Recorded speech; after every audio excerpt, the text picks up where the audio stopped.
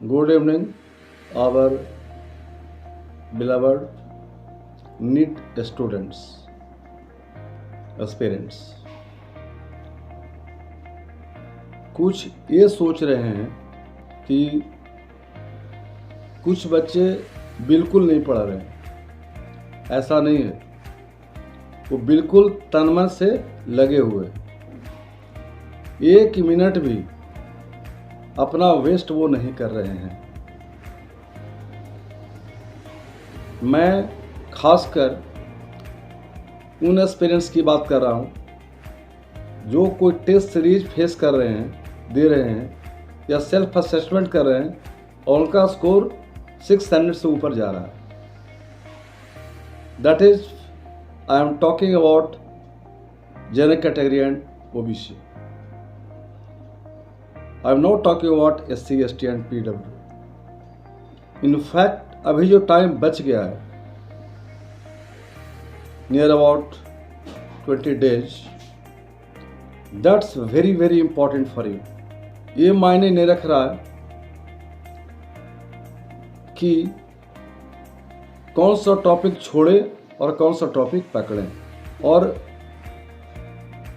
जो 600 से ऊपर स्कोर कर रहे हैं टेस्ट सीरीज में या सेल्फ असेसमेंट टेस्ट में, किसी भी संस्थान के विद्यार्थी हैं या कहीं भी प्रिपरेशन कर रहे ऑल ओवर इंडिया,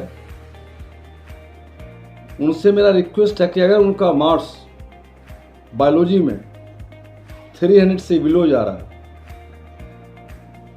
तो शायद वो रैंक होल्डर नहीं बन पाएंगे। ऐसा आप फोकस करें कि किसी भी हालत में स्कोर को बढ़ाकर 330 पर ले जाएं।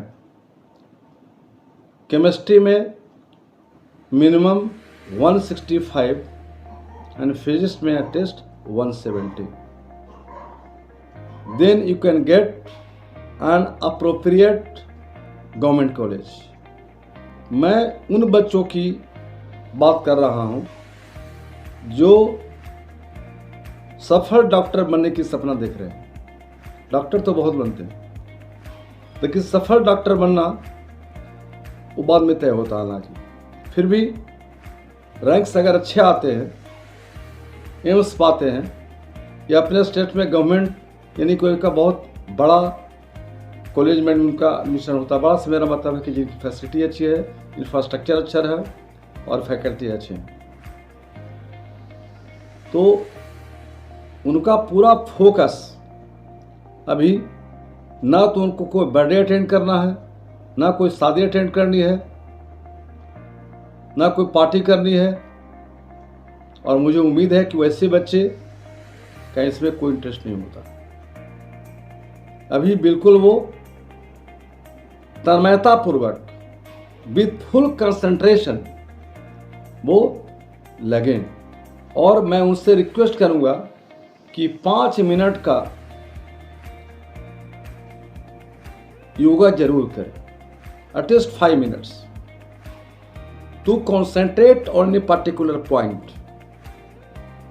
सपोज दैट आपने किसी जो बायोलॉजी होते जानने वाले हैं, बहुत ज्ञाता, उनका पिक्चर फोकस या अपार्टमेंट्स के लिए कॉन्सेंट्रेट किया, या अगर मान लो एस.सी. वर्मा जी हैं या कोई फिजिसिस्ट और हैं, आइंस्टीन साहब हैं, उनके लिए पॉइंट पर आकर के 5 मिनट्स पर कहीं पर से भी कंसंट्रेशन नहीं हटना चाहिए.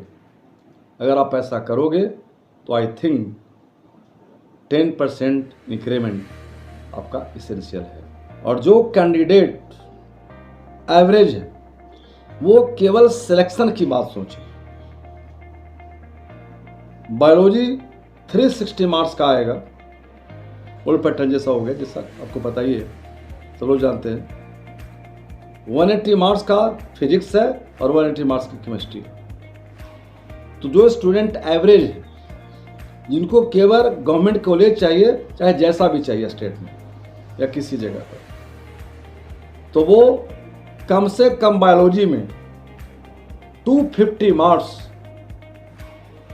फिजिक्स में 140 एंड केमिस्ट्री में 150 मार्क्स सिक्योर करने का, ऑब्टेन करने का प्रयास करें।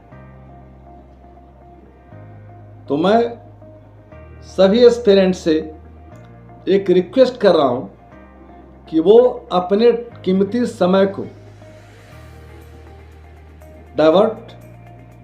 डिविएट ना होने दें। डिवोशन हो, डेविएशन ना हो। Both terms are entirely different, as you know. आपका डिवोशन बिल्कुल पक्का हो, आपकी जो तैयारी होगी, प्रिपरेशन होगी, वो वेक्टर होगी, स्केलर नहीं होगी। जैसे अगर लाइट पोलराइज होता है तो एक पर्टिकुलर डायरेक्शन में पोलराइज करते हैं उसको। उसी प्रकार से आपका जो फोकस होगा एक पर्टिकुलर डायरेक्शन में होगा, that's will be vector not a scalar. So you prepared NEET as a vector quantity. I mean vector, not like mass, time, length. That should be like displacement, force, momentum. अपने preparation को momentum दीजिए। Time आ चुका है। अगर momentum आप अभी नहीं देंगे, जो सोने का आवर्स है, नींद आराम से लो। 8 घंटे की नींद आप लीजिए। अगर नींद आप हराम करते हैं, देर रात तक जागते हैं, 2 बजे तक, आपकी सेहत पर फर्क पड़ेगा। किसी भी हालत में आपका हेल्थ खराब नहीं होना चाहिए। That is the peak hour, जिसके कहते हैं हम लोग ना कि जब साउंड हेल्थ है हमारा, उसके अंदर जो माइंड है के अंदर जो बातें जाएंगी वो अच्छे तरीके से सेट होंगी। And time and tide wait for now, as you know. So I hope if you follow my instructions at least 80%, I think you will become a successful doctor in future. Thanks a lot.